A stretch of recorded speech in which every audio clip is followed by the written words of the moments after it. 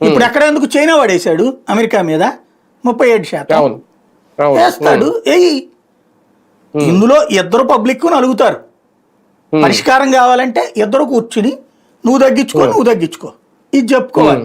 వాడు ఏమంటాడు, నేను 1000 కోట్ల రూపాయలు నీ దేశానికి పంపిస్తున్నానయ్యా, 1000 కోట్ల రూపాయలు 10 రూపాయల ట్యాక్స్ వేస్తున్నా, నువ్వు కూడా నా దేశానికి పంపించేటప్పుడు 1000 కోట్లకి ఆ 10% ట్యాక్స్ పెట్టుకో. అట్లే ఓకే. కానీ నా దగ్గర నుంచి వచ్చే వాటన్నిటికీ నేను 37 రూపాయలు వేసి, ఇదే 57 రూపాయలు 100 రూపాయలు వేసి నువ్వు నా దేశానికి వచ్చి 10 రూపాయలే కడుతున్నావు.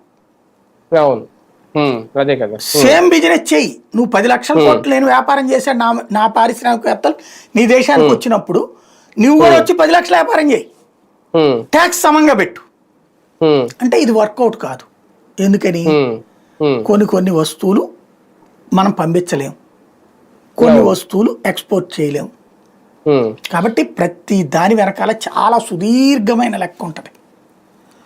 అది డెప్త్ గా ఆలోచించాలి. అవును. కానీ కొన్ని ఉత్పత్తులు కొన్ని అవసరం కూడా. ఇప్పుడు మన దేశం నుంచి కొన్ని ఉత్పత్తులు వాళ్ళకి అవసరం, అన్ని పంటలు అక్కడ అన్నిటి మీద ట్యాక్స్ వేయలేదు. వాడికి ఏది అవసరమో దాని మీద ట్యాక్స్ వేయడు. వాడికి ఏది అవసరం లేదో, వాళ్ళ దేశంలో ఏవి తక్కువ ధరకు వస్తాయో లేదా ఇతర దేశాల నుంచి మనకంటే తక్కువ ధరకి ఇచ్చే వస్తానైతే వాటి మీదనే వేస్తాడు వాడు.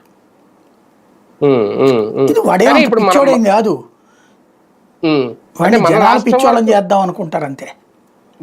అవును, కరెక్టే. కానీ మన రాష్ట్రం వరకు ఆలోచిస్తే ఆక్వా రంగానికి పెద్ద దెబ్బ పడుతుందా? ఎందుకంటే మన రాష్ట్రం గురించి ఆలోచించుకుంటే సుంకం తగ్గించకపోతే వీళ్ళు ఉత్పత్తులు అక్కడికి పంపించలేరు. వచ్చిన దాన్ని అంతా ఏం చేసుకోవాలో అర్థం కాదు. ఆ ఉత్పత్తి అంతా ఇక్కడ మనకు అమ్ముకుందామంటే మన రాష్ట్రంలో అంతకుమించి ఎక్కువ ఉత్పత్తులు దిగుబడి